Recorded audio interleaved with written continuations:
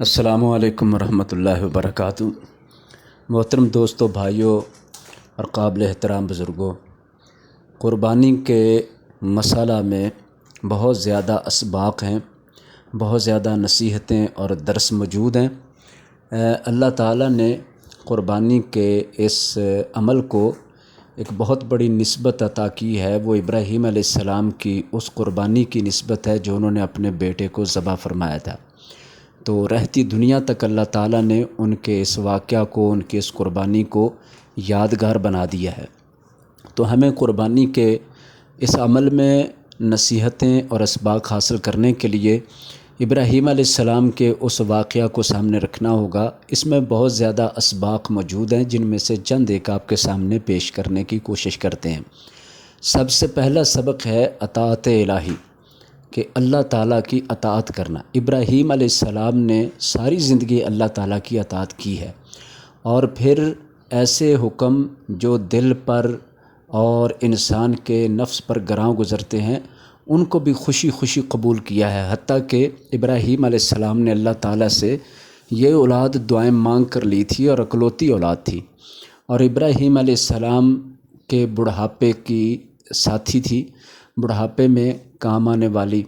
ابراہیم علیہ السلام کو بھی باقی والدین کی طرح اپنی اولاد سے شدید محبت تھی، جس طرح باقی والدین کو اپنی اولاد سے شدید محبت ہوتی ہے، اور وہ اپنی اولاد کی کوئی تکلیف، کوئی پریشانی برداشت نہیں کر پاتے۔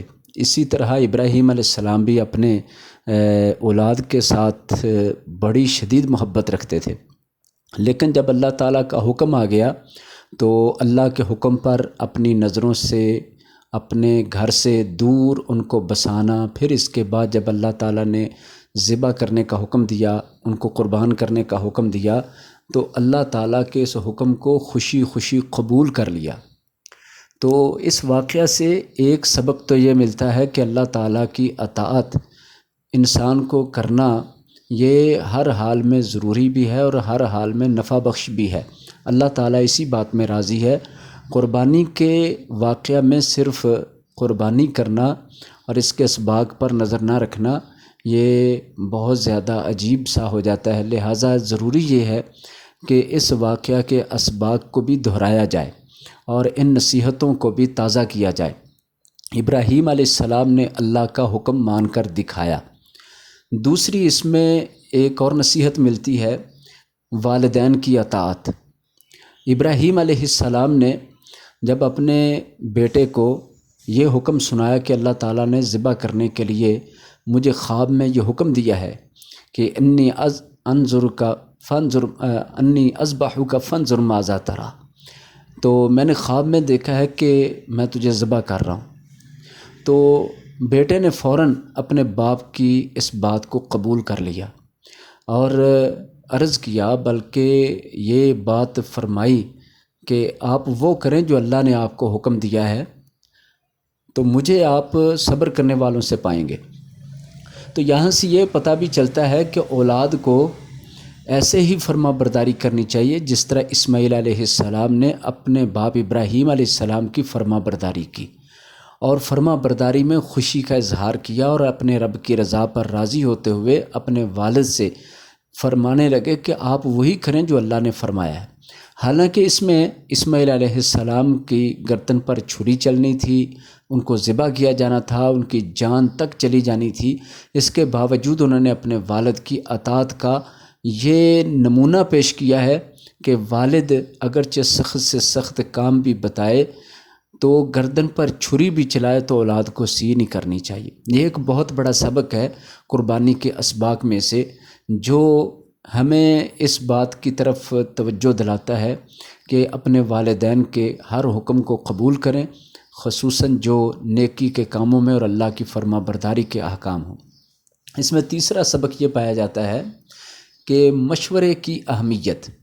ابراہیم علیہ السلام نے اللہ کا حکم پا کر اس کے بعد اپنے بیٹے سے یہ بطور مشورہ فرمایا، ماذا تری، اللہ کا حکم تو ہے کہ میں آپ کو ذبح کروں، لیکن آپ کا کیا مشورہ ہے اور آپ کا کیا کہنا ہے، آپ کی کیا رائے ہے؟ تو ابراہیم علیہ السلام اللہ کے حکم کو مانتے ہوئے رائے نہ بھی اپنے بیٹے سے لیتے تو کوئی حرج کی بات نہیں تھی، لیکن سبق یہ سکھانا تھا کہ کچھ کام ایسے ہیں جو بڑے کام ہوتے ہیں، جس میں دوسرے کی رضامندی کا شامل کرنا بھی باعث برکت اور باعث سعادت ہوتا ہے، تو نیکی میں شمولیت ہو جاتی ہے۔ لہٰذا اپنی اولاد سے ان کے معاملے میں مشورہ کرنا اور پھر اللہ کے احکام نافذ کرنے میں ان سے مشورہ لینا، یہ بھی اس واقعہ کے اندر سبق سکھایا گیا ہے۔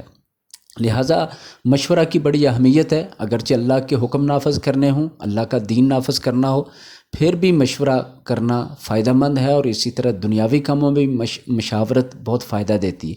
لیکن اس میں شرط یہ ہے کہ جب مشاورت کی جائے تو مشاورت ہمیشہ ان لوگوں سے یا ان آدمیوں سے، افراد سے کی جائے جو اس معاملے کے اندر مخلص ہوں، جو اس معاملے کے اندر ساتھ چلنے والے ہوں اور نیک نیتی رکھتے ہوں، اور پھر وہ اس معاملے کی تہ تک سمجھ بوجھ بھی رکھتے ہوں۔ اس وقت ہم مشورے کی اہمیت ضائع کر بیٹھتے ہیں کہ جس وقت ہم مشورہ ایسے لوگوں سے کرتے ہیں جو ہمدرد نہیں ہوتے یا اس معاملے کی تہ تک نہیں جان بوجھ رکھتے، سمجھ بوجھ نہیں رکھتے، تو اس وقت وہ مشورہ جو ہے وہ اس کی اہمیت ختم ہو جاتی ہے، اور اس سے فائدہ نہیں اٹھایا جاتا۔ جو مشورے کا فائدہ اللہ تعالیٰ نے رکھا ہے، تو اس میں یہ دیکھنا چاہیے کہ مشورہ جسے لیا جا رہا ہے وہ مشورے کے قابل اور مشورہ اچھا دینے والا ہو۔ بہرحال قرآن مجید میں ایک سورہ مبارکہ بھی ہے، سورہ شورا، جس کا معنی یہ ہے کہ مشورہ۔ تو اسی طرح اللہ تعالیٰ نے مومنوں کی صفت بیان فرمائی، وَأَمْرُهُمْ شُورَىٰ بَيْنَهُمْ، کہ ان کے معاملات مشورے کے ساتھ طے پاتے ہیں۔ چوتھے نمبر پر جو قربانی کے واقعہ میں اسباق میں سے ایک سبق ملتا ہے وہ ہے خوابوں کی حقیقت۔ ابراہیم علیہ السلام کو خواب آئی، اس خواب میں انہوں نے اپنے بیٹے کو ذبح کرتے ہوئے دیکھا ہے۔ تو پیغمبروں کا خواب اور عام لوگوں کا خواب میں بڑا فرق ہے۔ پیغمبروں کا خواب اللہ کی وحی ہوتی ہے، حدیث ہے صحیح بخاری شریف کی، رؤیا الانبیاء وحی، انبیاء کا خواب وحی الہی ہوتا ہے۔ لہٰذا نبی کے خواب کو قبول کرنا رب کی وحی کو قبول کرنے کے مترادف ہے، اور اس پر ایمان لانا لازم ہے۔ لیکن اس کے برعکس اگر کسی اور شخص کو کوئی خواب آئے، وہ کتنا بھی نیک ہو، کتنا بھی برگزیدہ ہو، تو اس پر فوری طور پر قبولیت نہیں ہو سکتی جب تک اسے شریعت کے آئینے میں نہ دیکھا جائے یا شریعت کی کسوٹی میں نہ پرکھا جائے۔ لہٰذا یہ فرق رکھنا بہت ضروری ہے کہ ہر کسی کا خواب، نیک کا، بد کا، وہ محتاج ہے کہ اس کو قرآن و سنت کی کسوٹی میں پرکھا جائے۔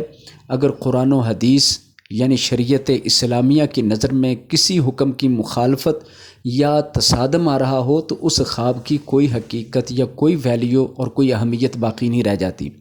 لیکن پیغمبر کا خواب اسے ہر حال ماننا ضروری ہے، اس لیے کہ پیغمبر کا خواب وحی ہے، پیغمبر کے علاوہ کسی کا خواب وحی نہیں۔ باقی لوگوں کے خواب سچے بھی ہو سکتے ہیں، جھوٹے بھی ہو سکتے ہیں، لیکن کسی بھی پیغمبر کا خواب وہ ہمیشہ حق اور سچ ہی ہوتا ہے۔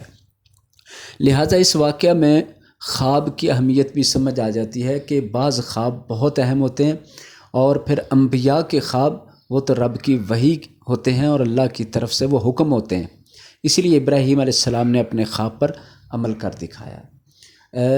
پانچویں نمبر پر، اور ہمارے اس بیان کے اندر جو آخری نمبر ہم نے رکھا ہے، ویسے تو بہت زیادہ اسباق ہیں قربانی میں، اور بھی بڑی ساری نصیحتیں ہیں، اور بھی بہت زیادہ اس میں فائدے کی باتیں ہیں، لیکن پانچواں نمبر جو ہم عرض کرنا چاہتے ہیں اس میں ہے شیطان کی پہچان۔